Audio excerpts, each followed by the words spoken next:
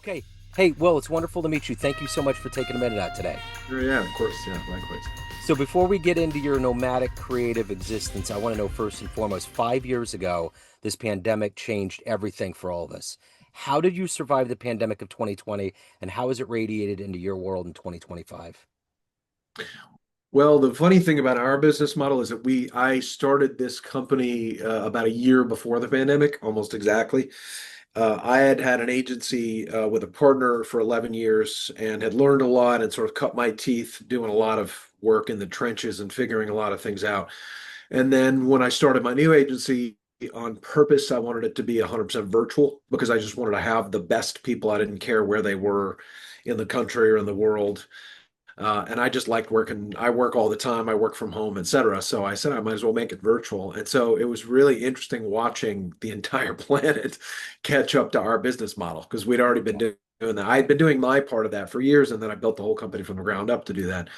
And so it was fascinating to kind of see all these different size organizations and things come to a lot of similar conclusions about sort of best practices, like how do we do this if everybody's sitting around in their jammies Yeah, for sure. at their dining room table. Like, I gotta get some work done. How do I do this? So Yeah. that was funny. So for us specifically, AI has been much more disruptive than the pandemic actually was. We had to adapt some practices. Like we were doing this huge live shoot series for a huge Fortune 50 client, and we had been doing this live all over the world with the interviewer and the interviewee, and we had to figure out basically how to capture remotely. So we had one video crew in San Francisco and Oakland, and then we'd have the interviewee in Berlin. And we had to make it look like they were in the room together, which Yeah. was interesting. So it was like a room with the worst interior decorating ever, right? Because we made it look similar, but if you look closely enough, you're like, that's weird. That wall Right. looks weird. Just Yeah. things like that. It's like what a weird problem to have to solve for.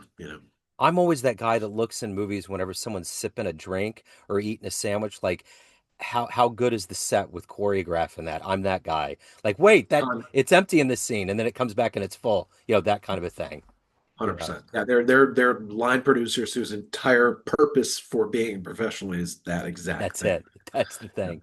And it's much more complicated than you think. It's also like from an editing standpoint, having the actor, and this is why the best actors in the world work so much because they understand so many details, so many technical details that the average person just has no clue about in terms of the type of lens and the angle of the light and stepping and hitting your mark. And if you make a choice and it's going to affect the next three scenes of the coverage, you have to kind of know that ahead of time, and then you have to make that same choice every time, right? Because you're making the editor's life a nightmare otherwise, right? Yeah, for sure.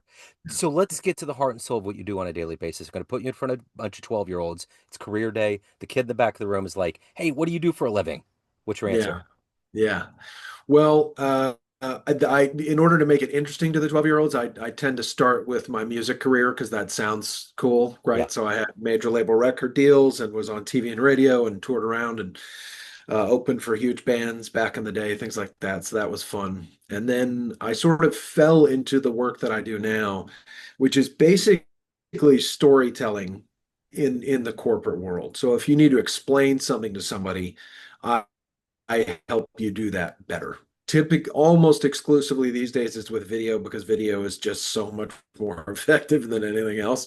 And I do every kind of video you can imagine. But ultimately, it comes down to helping people make good decisions. So sometimes it's sales, marketing, training, hiring, PR, whatever. We do all of it. But my goal is to really advocate for the audience. So if you need to figure something out, I want as quickly as humanly possible, I want you to come in knowing very little about something and immediately be able to say, "Oh yeah, that's relevant to me," or "that can help me," or "that would be useful to me." Or if I'm training you on how to do something, I want you to really get it and say, "Oh, now I understand how this all fits into the big picture, and this is how I can be great, and I'm going to be better at my job. Thank you." And also make it not suck, right? Yeah. Because Yeah. a lot of corporate work a lot of corporate communication in general is like, yay, like next, click, click, click, like, are we Right. done now? And we try to make it fun and interesting and edutainment whenever possible. Yeah. So take me back to your childhood. Was it always to become a music rock and roll star? What was your dream as a kid? You when I was young, like as a young kid, I wanted to act. That's what I just, my my family, they're just the most lovely people in the world. They're teachers. My parents are both retired teachers and just have always been incredibly supportive of me. But there's literally like beta cam or VHS, like the giant, over your Yeah, shoulder camera, from the 80s. I would literally film our dinner table conversation, and they're all just kind of talking like normal people, and I'm sitting there doing bits and crazy weird stuff off to the side when I'm 9 years old, right?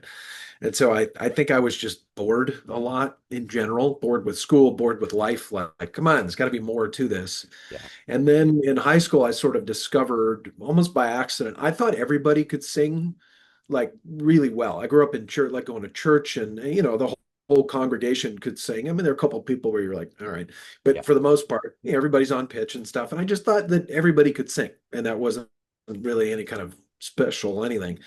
And then I started kind of singing in high school a little bit. And people were like, dude, like, you're a really good singer. I said, I am.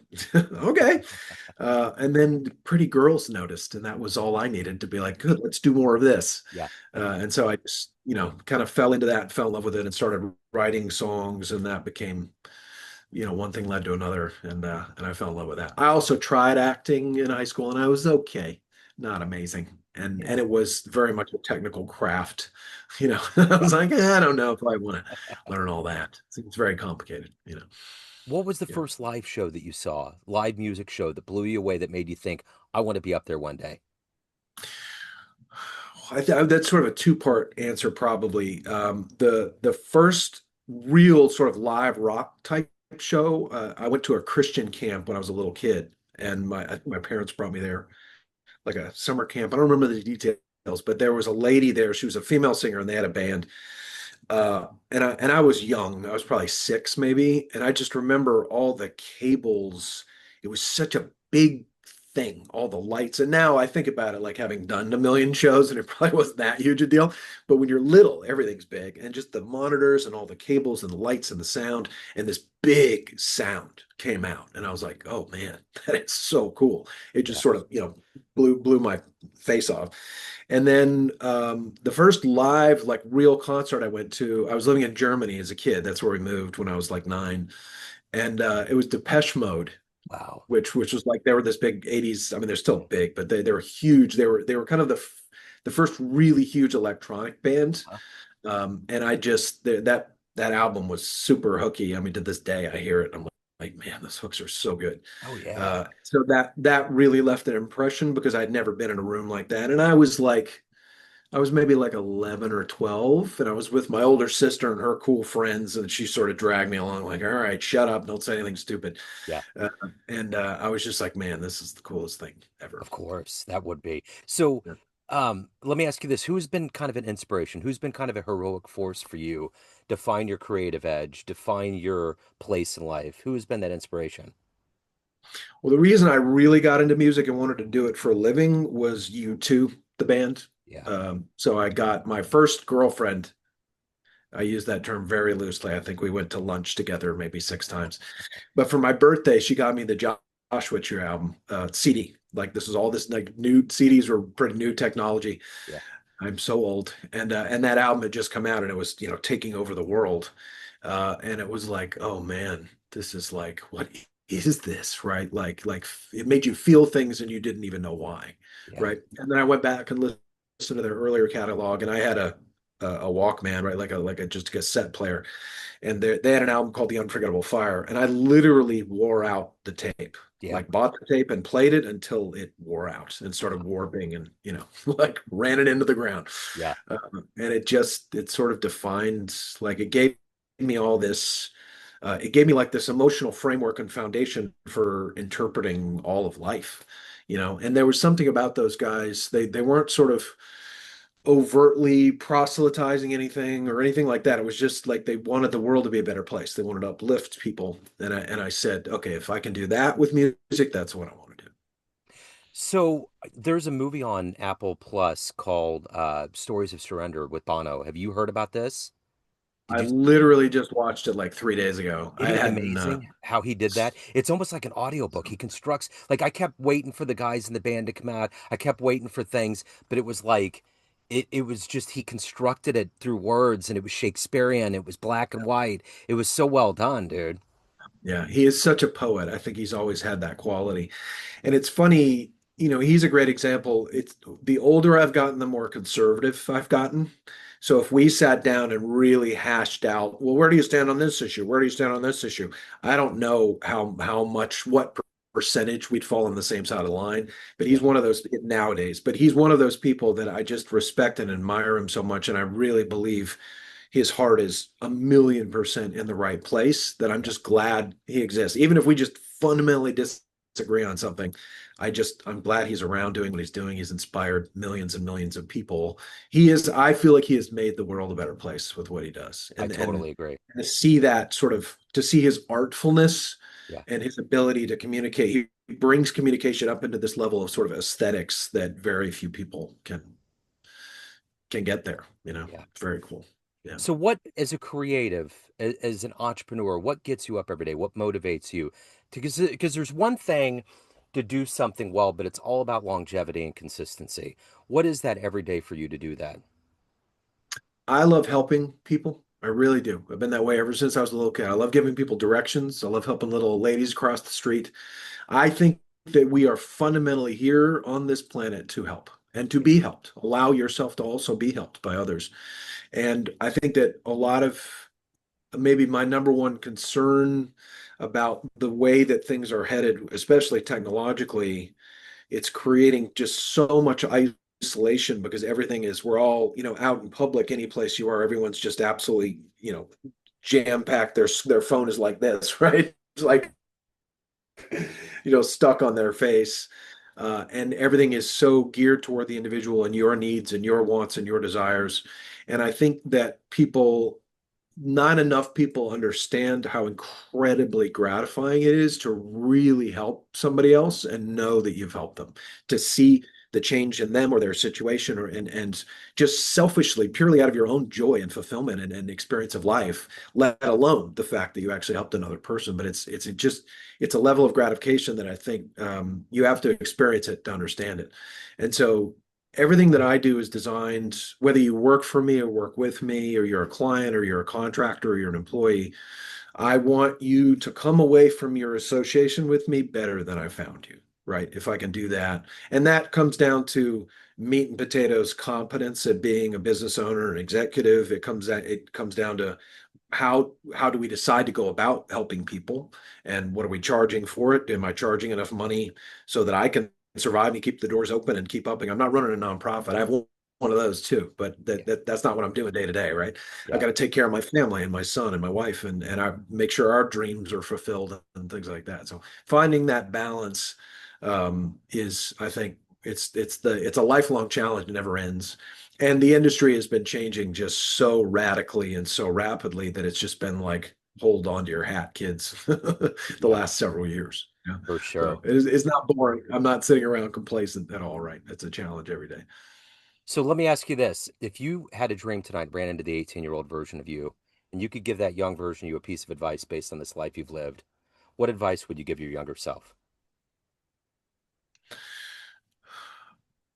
Reinforce your own sense of integrity and be kind to yourself. Be the best friend that you can possibly be, and don't do things that violate your integrity, because you will regret it and it will just be a one-way ticket down.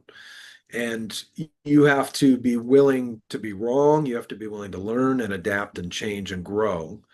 But fundamentally, there there are two kinds of good feelings in my experience. There's the kind of good feeling that just keeps kind of reverberating out like a pebble you drop in the water and the waves ripple out and you just keep feeling good. And then there's the kind of good feeling that feels good for a little bit, but tinged with, I don't know about this. This doesn't feel so great. And things in my experience that fall into that category, like drugs or drinking or sex, or anything in life where it's a bit of a third rail. There are things that in the moment might seem like, this is a great idea. I love this. I can convince myself this is good for me. And then 5 minutes later, you're like, why did I do that? I didn't Yeah. want to do that. So, and Yeah. that for me is integrity. It's just knowing what you know to be true, and then no matter what external pressure or other people's opinions or anything that comes in trying to convince you that you don't know that that's true, you're just able to say, I'm good. I know what I think about that, and that's not good for me. Yeah. Like thank you, but this is not an option for me. So what else you got? Yeah. And it takes, I think, as a young person, you don't have a lot of stuff figured out, and I think there's a tendency to sort of go with the flow or go along with things. You're like, well, I don't know. They know more than I know. Like I don't know stuff, Yeah. and that's just not true, right? Yeah. Like you have to be aware of your own power, right? Yeah. So let me ask you this: of everything that you've accomplished and everything that you've done in your life up to this point, what are you the proudest of? I mentioned I have a nonprofit, and so I go into schools and I teach. We do music performances, and then we have this video series, and then we have live conversations, and we talk to kids about human rights. So there's this thing called the Universal Declaration of Human Rights, which I knew nothing about until I learned about it. I helped with some music for a project. If you go to humanrights.com, you can see these beautiful little public service announcements that are like 30 seconds long, and then there's like a 10-minute animated short film, and it kind of tells the story of how this whole thing evolved. And I just didn't know anything about it, and then a friend asked me to help with the music, learned about it, fell in love with it, and started this nonprofit called Rock for Human Rights. And so I've done it for hundreds of thousands of kids all over the world. I've done it in the US and Europe and Asia. And that's the thing that rejuvenates me the most, recharges my batteries the most. I thought that when I started, there would be in every school we went to, there would be a percentage of kids who were just too cool for this, right? Like, I'm good, man. It's all good. I'm not, it's fine. You're doing that hokey thing that you're doing. Never. We've done it from preschoolers up to med students, every school, rich neighborhoods, poor neighborhoods, all over the planet, every culture, every language, and they all love it Yeah. because young people especially have this innate sense of justice and right and wrong. Yeah. And we just basically talk about how much power they actually have in their own lives, so much agency they have, they just don't know it. So let me ask you this: everyone has, Everybody has the right, everybody has these fundamental rights to exist, right? yeah, And yeah. to live. Sorry about that. The connection got weird. I apologize. I didn't mean to interrupt. No, no worries. It, Yeah, it kind no, of it all kind of good. came in So and out. that's no problem. Do I need to Oh say no, no, no, that you're good. again, You're or was good. that? It got stuck and then it got unclogged. So yeah. Um, so let me ask you Okay. this. Everyone has a perception of you, family, friends, all of your clients, colleagues, everyone that works for you and with you, but you run the show. What's your perception of you? Who do you think you are? I think I am well intentioned. I think I'm fundamentally a good person. I think I'm a good boss.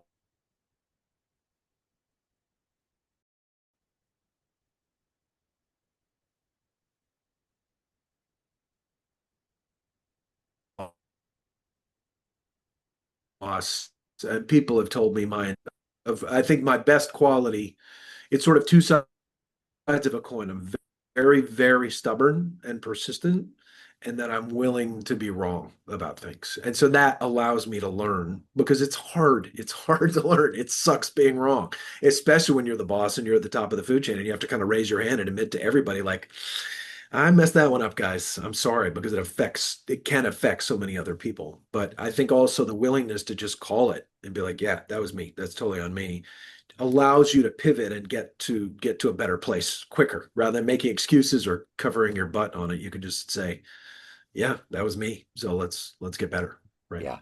Lead by example. So let me ask you this. If anyone wants to reach out, they want to hire you, they have any questions, any of the good business, where do they go? The simplest place would be the main website, expertcreativehelp.com. So that'll take you to our website. It's easy to remember and spell, and so it's easier than spelling out our URL. Yeah. Expertcreativehelp.com. And I will put all of that in the show notes. Will, this has been wonderful and illuminating. Thank you, sir. Thank you for your story. Thank you for your work. Happy travels, man. I appreciate it.